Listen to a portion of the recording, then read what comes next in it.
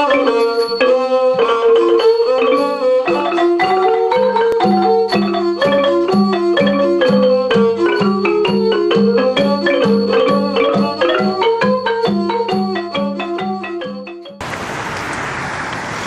know if you can see that up there, but there's a big sign that says rental apartments with pool.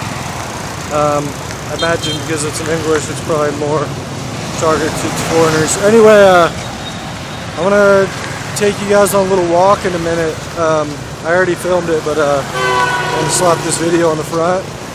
I'm walking down one of the main roads in Siem Reap now, but in that video, I'm gonna show you some signs of.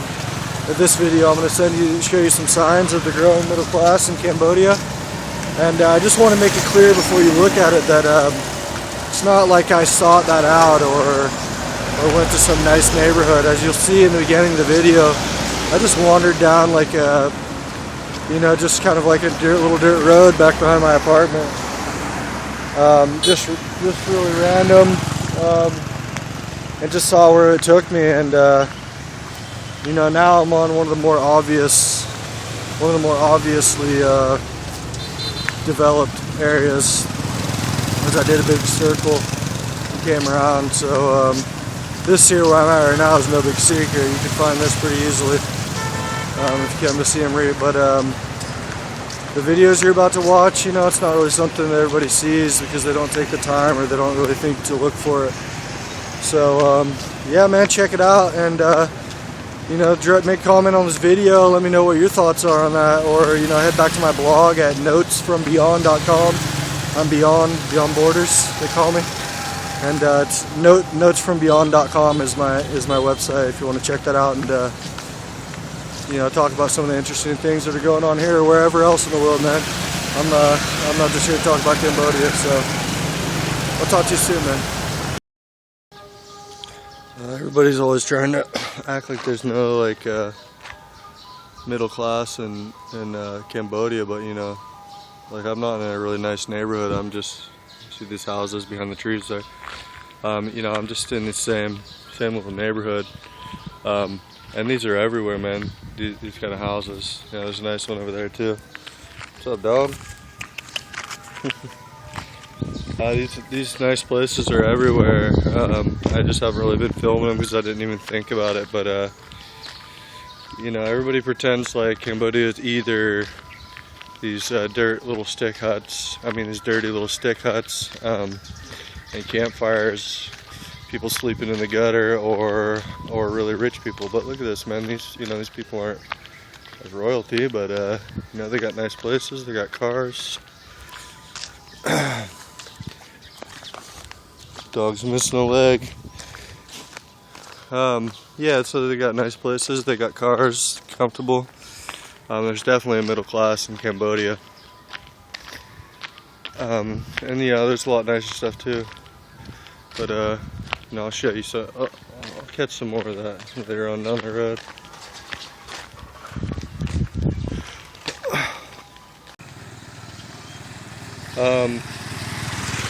There's some more of these houses over here.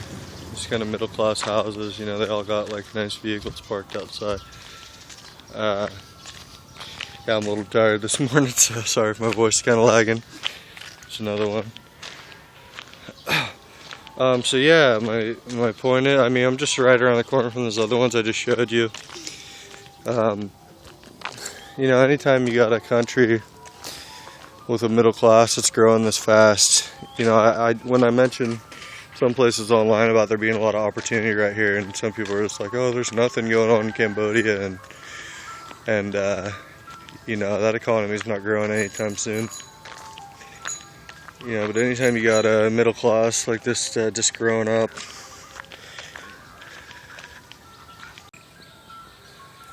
anytime you got a middle class growing like that, and especially when the rest of the world doesn't even quite realize it's happening.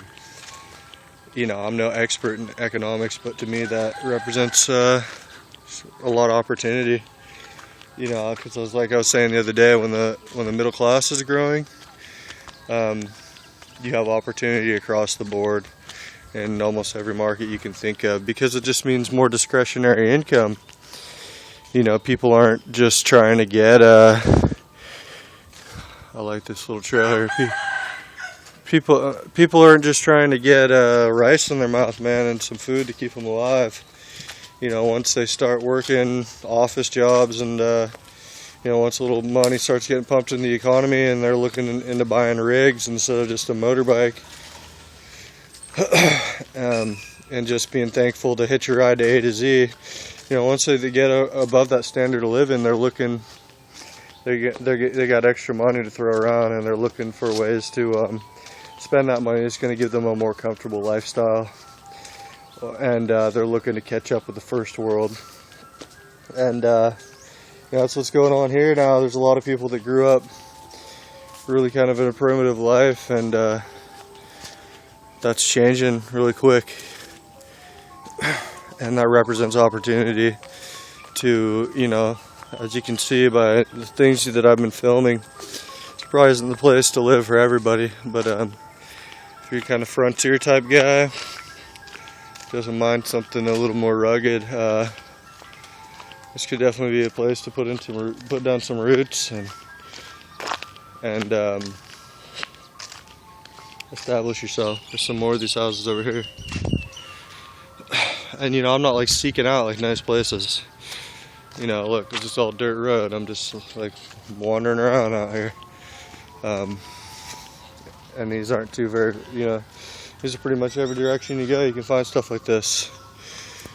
And you know, with the dating scene too, like, yeah, I've been out here for a while. I've dated some girls, whatnot. I got a girlfriend out here now, and that's another thing. You know, people give guys flack for moving out here that come from the first world, like, oh, they must be dating girls who. Here, I'm gonna turn this camera on. They must be dating girls who, you know, are just struggling just to eat, and yeah, if you give somebody who's starving some rice, of course they're gonna hang out with you. And as you can see, I'm like a normal guy, and you know, as you can see by these houses, you know, not everybody out here is poor. And you know, Cambodia's kind of conservative culture, so a lot of the girls, the ladies from the regular walks of life, they are a little bit more hesitant, and you can't expect to come out here and just be, you know, having girls throw themselves at you. And this isn't a video series about dating really, but you know, I'm just saying that you know, don't buy into all the stereotypes, and there's, you know, there's plenty of opportunity to have like a normal life out here, man. And there's beautiful, classy women to date. There's nice houses to rent, and you can have a nice, comfortable lifestyle in Cambodia. And there's opportunity here. You know, there might be cows that can sit here chewing the grass, but there's opportunity here. There's opportunity to have a good life. There's opportunity to make some money. And if you like life raw, like I do, you know, it might be fun for you too.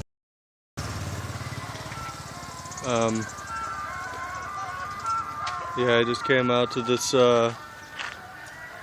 there's like these huge dirt lots here, man, and I just saw this little building sitting out in the middle of it. It's like a land development building. They've got, you know, they're selling houses. You know, you want to come look at the sign, and you know, they'll build you a nice house. They got the plans and everything all set up, man. And huge, you know, these huge dirt lots here, just ready to be built on. I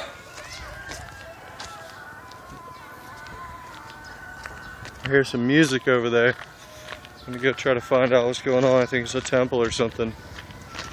Let's see if we can peek our head in and check in with Buddha. Yeah, man, more signs of the middle class here. You know, I got this little boutique, I don't know if that's like a restaurant.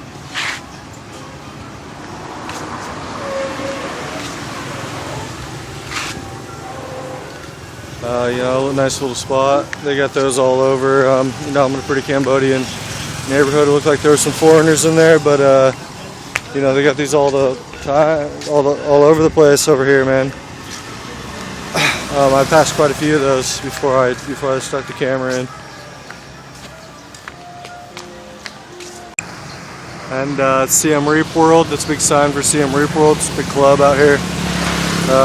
Yeah, I've never been there actually, but I passed by it a few times, and I always meant to go in when I was partying, but I never did.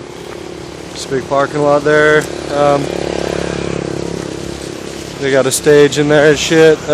Music at night. It's a big restaurant, KTV kind of club spot, and I bet they were partying until about 4 or 5, 6 in the morning. They got a few discos on this road.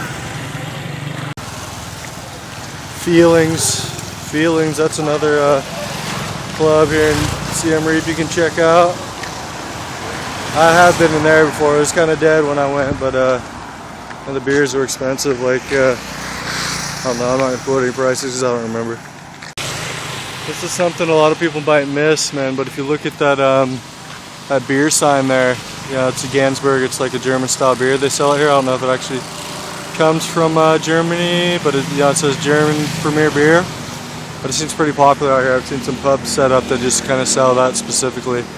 But if you look on that big sign, I don't know if they got some kind of contest going on or what, but they got the picture of the Ford Ranger, like 4 brand new bike, kind of bigger motorbikes, and a bunch of flat screen TVs. It's something a lot of people might miss, but they're not marketing that stuff because everybody's poor and they don't have anybody to sell it. You know what I mean? If it was just a wealthy and a really poor class out here, I don't know that it would be in their. I don't know if it would be in their best interest from a profit standpoint to be thrown. That wasn't the first banner I passed like that in this neighborhood.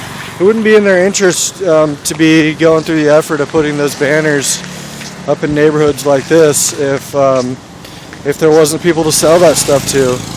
And those banners exist because people have the money in places like this. It seemed really kind of primitive.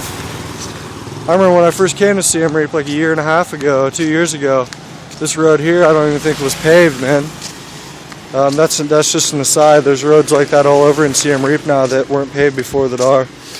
But my point is that they don't sell that stuff because they're wishful thinking, man. They're selling that stuff because they're putting stuff like that on beer signs because people have the discretionary income to buy that stuff, and the demand is there. And when the demand is there, the marketers take note and they start thinking of creative ways to increase that demand by whetting people's appetite by throwing those luxury items on beer signs and shit and working them into everyday life. And I don't know if that was like a giveaway or something like that, but